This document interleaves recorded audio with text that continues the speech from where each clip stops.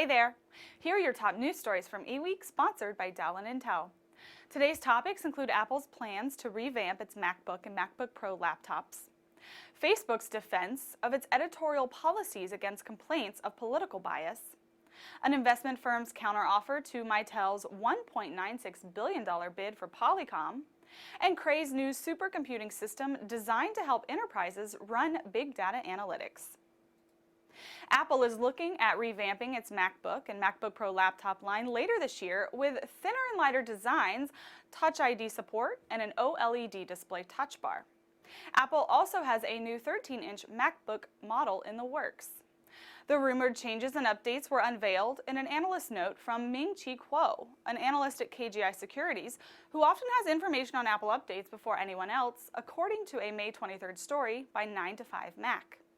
The dramatically overhauled MacBook Pro will arrive sometime in the fourth quarter of 2016, according to Kuo, with a thinner and lighter design that includes design cues taken from the 12-inch MacBook. Facebook continues to address allegations that its editor showed political bias by keeping conservative topics out of its trending news section. On May 23rd, Facebook General Counsel Colin Stretch responded to questions from U.S. Senate Commerce Committee Chairman John Thune and published a blog post about the letter. Stretch reiterated sentiments shared by Facebook CEO Mark Zuckerberg that Facebook has protocols in place to prevent bias and that suppressing news actually would hurt its business model. Suppressing political content or preventing people from seeing what matters most to them is directly contrary to our mission and our business objectives, and the allegations troubled us deeply, wrote Stretch. Mitel's plan to buy video conferencing vendor Polycom for $1.96 billion just got a little more complicated.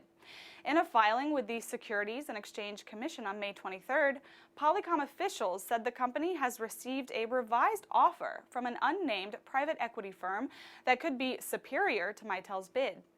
In the Form 8K filing, Polycom officials noted that on May 13th, Mitel filed a document with the SEC noting that the private equity firm had made an offer for Polycom.